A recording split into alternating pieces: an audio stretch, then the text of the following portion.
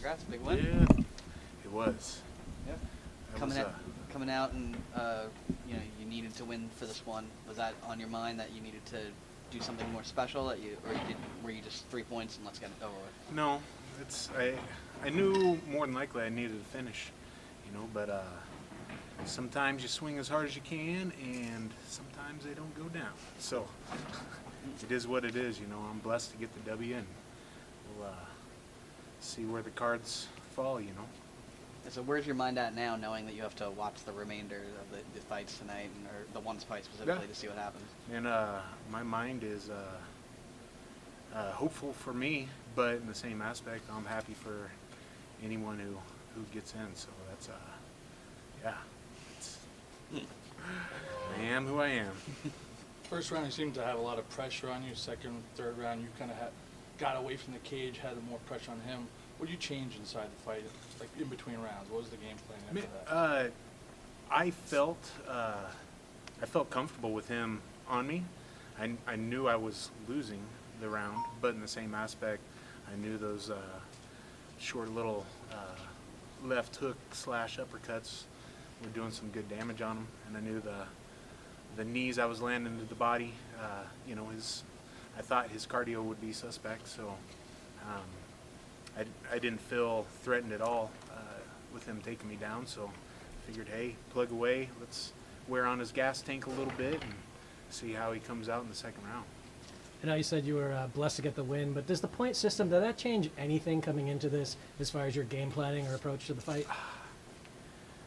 Just win, I think that's the key, but definitely with two spots that are wide open and two others that, two other guys have 3 points too, so it's, I'll say I definitely needed a finish, but sometimes all you can do is all you can do. On another topic, we saw Ivanov make his debut in the UFC recently. Did you catch that? Did you have any thoughts on it? Man, I watched for sure. That's I became friends pretty much like all my opponents after the fight, and I was pulling for him for sure. He was a great, nice guy, phenomenal competitor, and just Dos Santos. I mean, there's some crazy guys out there, tall, long, fast, and that's he definitely needed to catch him to get the W. You're not going to outpoint someone who's that long, that fast, like Dos Santos. Is there anyone in this field of heavyweights moving into the playoffs that you're particularly have your eye on, so to speak? Man, honestly, I wanted Sean Jordan. I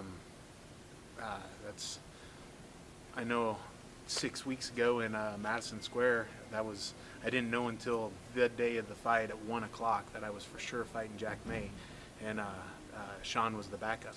So I was hoping for Sean. I think for me, I always want to fight the guys with the names. I want to fight the top guys, and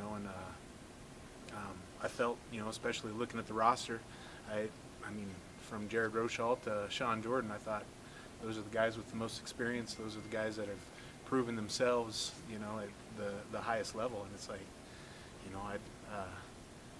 I wanted that fight. So. Was Sean a guy that you were friendly with coming into this? Oh, hands down, absolutely. Yeah. I even went to the grocery store for him, got him some groceries. What's that experience like to fight a guy that you are so friendly with? I think it's like all my, what you see is what you get with me.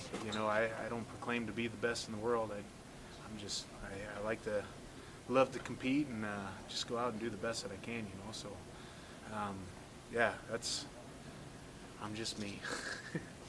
If the fights later tonight, the fight doesn't go the way to help you out, then it puts you out of it.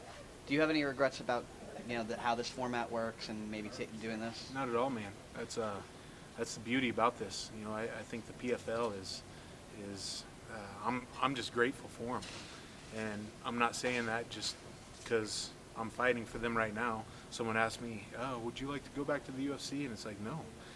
It's I would rather fight for a company who respects and is willing to actually offer real money for fighters versus people who could care less about you. You know, oh, you don't want in. Joe Schmo is banging on the door. You know, it's like it sucks for all fighters to have to be under that pressure. And even one of my teammates, Curtis Blaydes, I feel horrible for him. He is he's such a hard worker. He's such a nice guy. He's deserving of that title shot.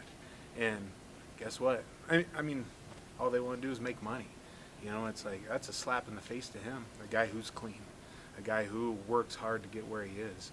And it's like, come on. You know, it's I don't know.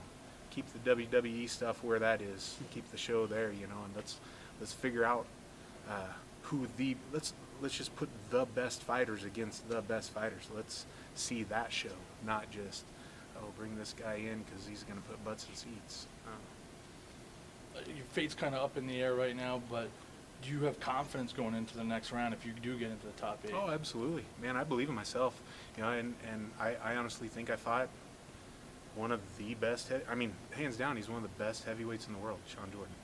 I mean, I asked him. He said he can still do backflips. That's pretty scary, you know. He can do something I can't do, you know. And man, he's a freakish athlete, you know. And that's yeah. So I mean, for me, I think I beat one of the best tonight, and there's no doubt in my mind I could beat a couple others too. So Awesome. That's a good call. Great. Cool. Thanks, man. Good Thanks, luck. thank Josh. you Thanks, guys. Josh. Appreciate it. Great to meet you all.